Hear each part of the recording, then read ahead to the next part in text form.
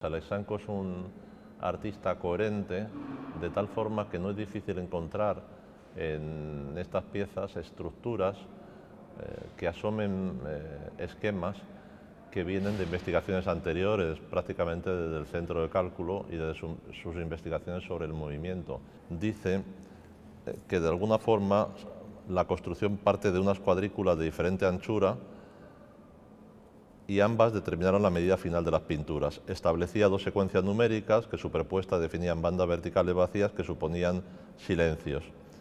Desde el principio pensé en realizar, dejando tiempo por medio, los 20 décimos, 30 décimos, 40 décimos, interesado en ver lo que sucedía a la misma estructura con el paso del tiempo. De alguna forma es una investigación que podemos decir es una investigación entrópica, en el sentido que nace desde la investigación profunda que realiza sobre sus propias investigaciones pictóricas y de alguna manera podríamos decir que es un resumen del decir de Alexanco. Son importantes lo que podemos llamar los acontecimientos que suceden en el plano de la pintura, pero más importante la preeminencia de una estructura bajo ese aspecto que a veces es informal, podemos decir expresionista abstracto, pero siempre está sometido al rigor de la estructura. Esta exposición comienza con 3 filmaciones, correr, caer, girar, que realiza con una cámara de Super 8 en 1964. Ahí comienza todo y durante el desarrollo de esta exposición vamos a ver elementos, fragmentos, podemos decir los pecios de esa investigación se encuentran en su obra permanentemente. Él hace una investigación que no es tanto sobre el movimiento como sobre la quietud de ese movimiento cuando es, podemos decir, detenido y las figuras son sometidas a lo que podemos llamar un perfilamiento, una estructura que lo mismo pasa al cloisonné de los metacrilatos, que luego pasa a los recortes que es fácil encontrar en algunas de sus pinturas recientes, o bien esas rodajas del centro de cálculo. Permanentemente hace lo que él llama ejercicios, a veces lo llama también diálogos, porque utiliza un permanente diálogo con su pintura. Muchas veces recoge, fotografía en escala 1:1, trabajos de 1968 y los trae a nuestro tiempo, ya sea porque le gustaron o porque le aterrorizaron, porque no le gustaron nada, y procede como a una nueva calificación de esas pinturas, pero hay como un permanente construcción, destrucción, construcción en su pintura, que utiliza también muy a menudo lo que podemos llamar el positivo negativo, es decir, recortes que hace sobre piezas en donde encontramos a la manera duchampiana lo cóncavo y lo convexo, el hueco y lo que estuvo también adherido en el lienzo. Una parte importante de su trabajo fue efímera.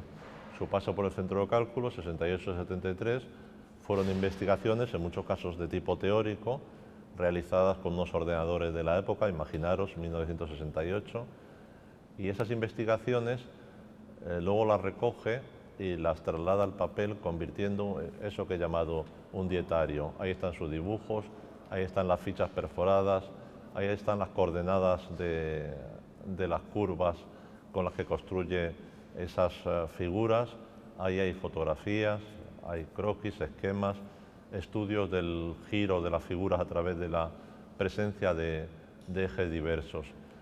Fue consciente siempre de que, he citado el centro de cálculo, pero también pasó con Soledad Interrumpida, una pieza que fue absolutamente efímera, una experiencia plástico-sonora que realiza entre el año 71 y 80 en diversas representaciones y de la que solo ha quedado, lo cual nos permite reconstruir ciertos sucesos, 28 grandes colas en donde anota todos esos elementos que le permitieron componer esas obras. Soledad Interrumpida, lo cito brevemente, es una experiencia plástico-sonora, dicen ellos, en donde se necesita la interacción del espectador. Aquellas películas, caer, correr, girar, se convierten en una especie de homúnculos, unas figuras de caucho hinchables que se mueven a capricho de Alexanco mediante unos compresores de aire. Lo que empezó siendo una experiencia plástico-sonora termina siendo calificado como una performance en donde esos 140 muñecos de caucho se encuentran con 140 espectadores en un acto que dura unos 25 minutos y en donde muchos espectadores, podemos decir, entran casi en estado de trance y llegan a abrazar a las figuras. Es que Alexanko pertenece a esa categoría de los artistas que decía un vorticista, Wyndham Lewis, que los verdaderos artistas no llegan desde el pasado, sino que vienen del futuro. De alguna forma, Alexanko fue pionero de algo que le entronca con nuevas generaciones.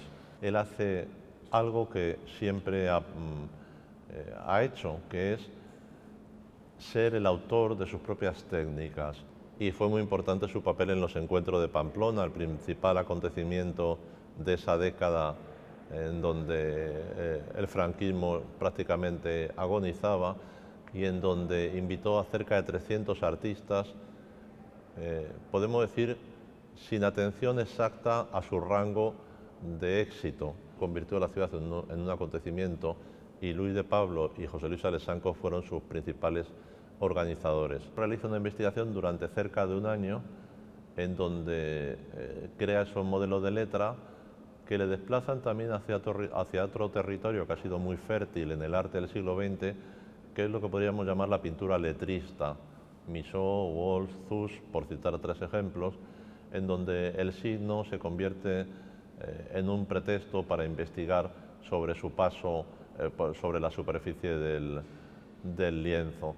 Fue también otro acontecimiento capital de su producción.